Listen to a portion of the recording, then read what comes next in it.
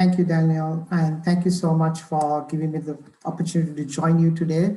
And thanks for having us be part of this important discussion. And I was really excited to be part of the earlier conversations where so many people, so many young people spoke very powerfully about this agenda of resilience and power of youth. So I wear two different hats. One is I co-chair the Global Coalition on Youth, Peace and Security.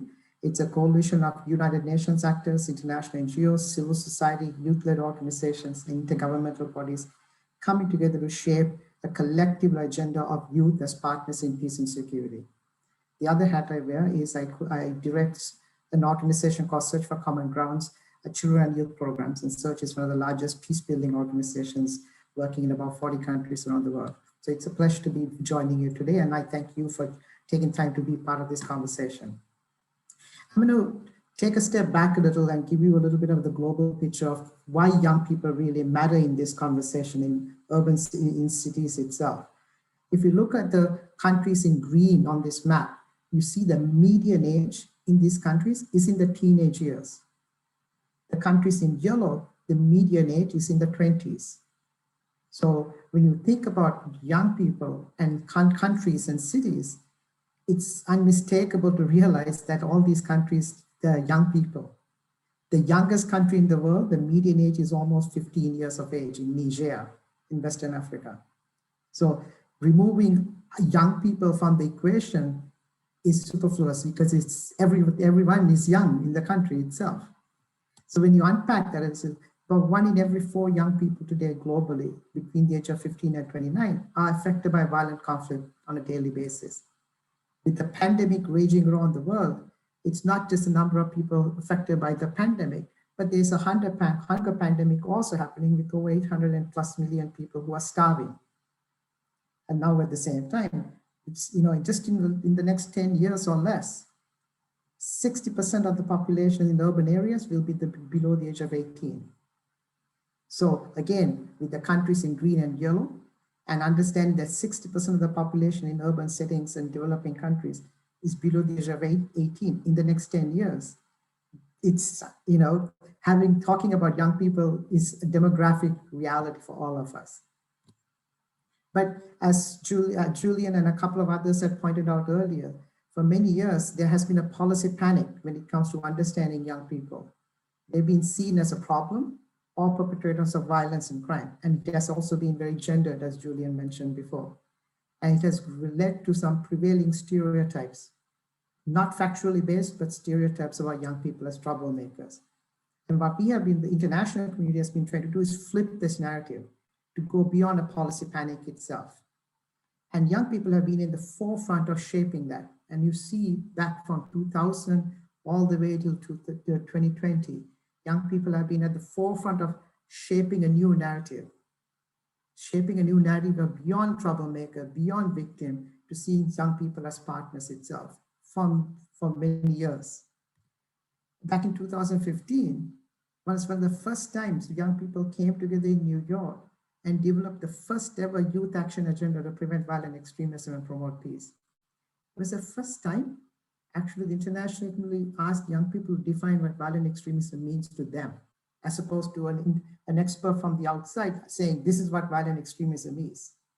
And this youth action agenda articulated what violent extremism is and what young people are doing to address it in their own cities and communities. This was something that was taken up at the General Assembly also, and a young woman testifying in front of all the heads of government and heads of states, presidents and prime ministers around the world. This young woman from Somalia was introducing what the agenda is to the world. Then, but what even today's conversation was alluding to this. For many years, we were asking some old questions, important questions. Questions like, why are young people joining armed groups? Why are young people more susceptible to violent extremism narratives? Why are people joining gangs? What are the push and pull factors to violent extremism narratives? Really important questions. But we have been asking also the wrong question. Our wrong question is because we have to think of asking these new important questions. And the question that we were asking as an international community, because of young people pushing us, is the truth. Why are most youth peaceful? We have gone down a rabbit hole before by understanding what the push and pull factors of a small group of minority young people are doing and spending billions of dollars on that and neglecting or ignoring the mass majority of the population in our cities and communities around the world. So where do we give oxygen to? So that's why this question is so powerful. So why are most youth peaceful? And we have to continue to ask ourselves these questions despite our uncomfortableness in asking. And that led to this. This is a picture was taken on December 9, 2015 at the Security Council, with over 11,000 young people from over 110 countries coming together globally and saying, you know what, we are really sick and tired of being seen as perpetrators of crime or troublemakers in conflict situations. We are so much more than that.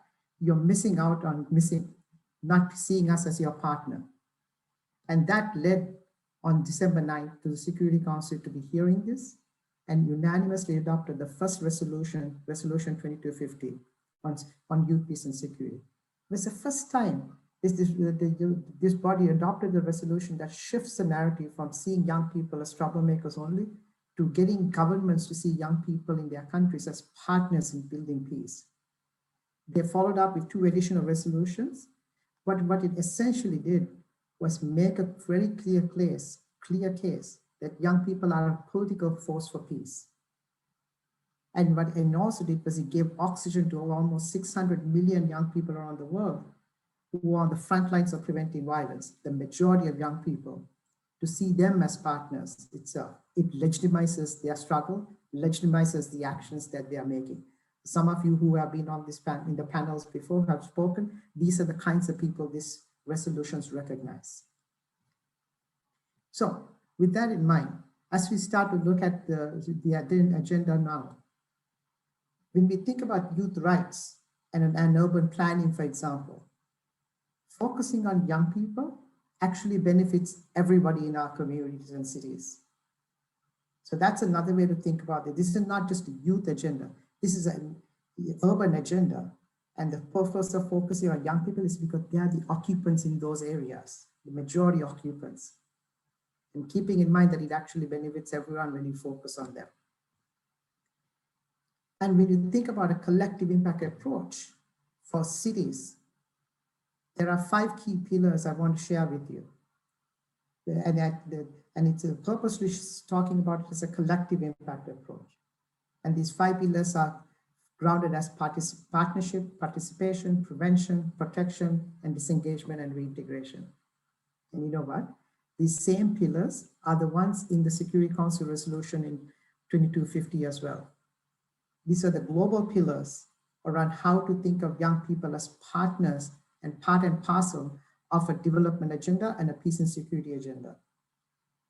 And I think this is still very relevant when in today's context in our own cities and communities also. And to think about this a little bit more, in Sri Lanka, where I grew up, there's a program in Colombo, which is a big city there with huge rapid urbanization happening. Young people were able to bring community members who were afraid of being displaced because of rapid urbanization, who have lived there for many years, alongside the state authorities, security forces, private sector, and civil society to think about how to shape the community to reduce displacement and improve inclusive cities concepts. And when this pandemic happened and there was a curfew imposed in the city, that was an order for people to stop. The poorest people in the community who depend on a daily wage was an order for them to stop. Young people organized very rapidly and were able to raise enough money, work with the police, and actually distribute food last for them a month. And this type of an approach is what the collective impact approach is all about. So when you think about that, here's the 5 pillars to look at this. But to do that well, we need to transform this us and them mentality. City leaders cannot see young people and their spaces that they occupy as power as a threat to them and try to destroy it. Look at them as entry points for collaboration. And there are wonderful examples as highlighted today and more, from youth commissions to participatory budgeting, rumor management. In urban settings, rumor management, when so many people are living, rumors spread faster than emails. So we need to think of how rumor management can be done in urban settings powerfully, and young people can be very big innovators on it. And as somebody earlier said too, we need to finance leadership, youth leadership properly. And that is really key thing in this agenda, because financing and supporting youth leadership is an urban agenda in itself, because it benefits everyone. Why? Because they are the majority occupants in these settings. So that's why this agenda is so critical. And I love to be part of this conversation moving forward. Thank you.